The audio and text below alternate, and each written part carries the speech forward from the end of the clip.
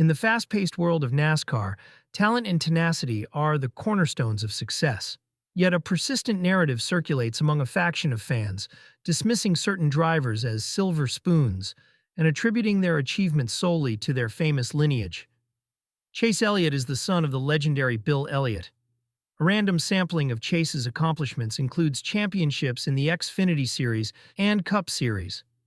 He's also won the Blizzard Series, the National Super Late Model Championship, races in the SRX Series, the Snowball Derby, and much, much more. Austin Dillon is the grandson of RCR team owner Richard Childress. His accolades have included championships in the Truck Series and Xfinity Series, plus he has a coveted Daytona 500 win under his belt, along with a summer win at Daytona. Harrison Burton is the son of retired racer and now NBC commentator Jeff Burton. Prior to his debut in Cup, his racing experience included quarter midgets, super late models, and racing in the K&N Pro Series, ARCA, and the Trucks and Xfinity Series. He's also responsible for handing the Wood brothers their 100th win in the Cup Series, which came at the Coke Zero Sugar 400 at Daytona. And then there's Austin Cindric, son of Tim Cindric, president of Penske Racing. Austin's prior racing experience is so varied and lengthy that it's impossible to list it all here.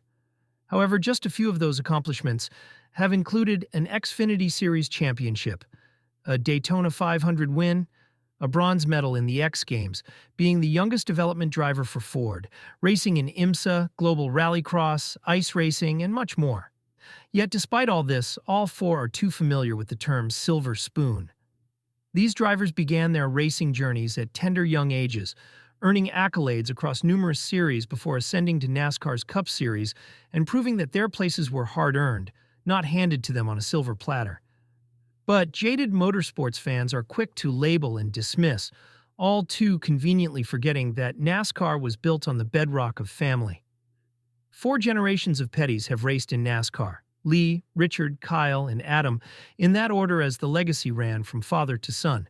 Ned and Dale Jarrett, Dale Earnhardt Sr. and Dale Jr., Dave and Ryan Blaney, and Joe and John Hunter Nemechek are also highly celebrated father and son racers.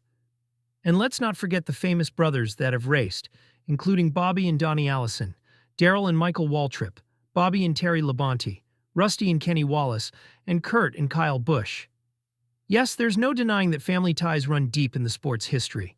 Yet the silver spoon narrative selectively targets only a few, overlooking the legacy of family that has always been a part of NASCAR's fabric.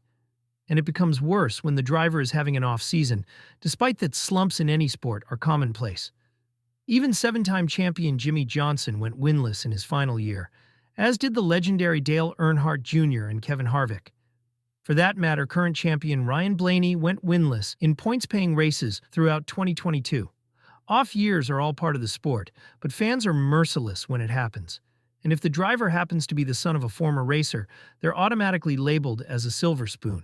Kevin Harvick's son, Keelan, Kyle Busch's son, Brexton, and Joey Logano's son, Hudson, have all begun their foray into their own racing journeys, following in the tire tracks of their fathers.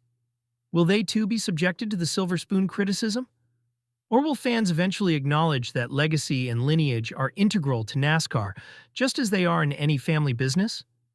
From medicine to law and from teaching to acting, countless professionals follow in their parents' footsteps, not due to privilege but because of exposure and a genuine passion for what they have watched and admired as they grew up.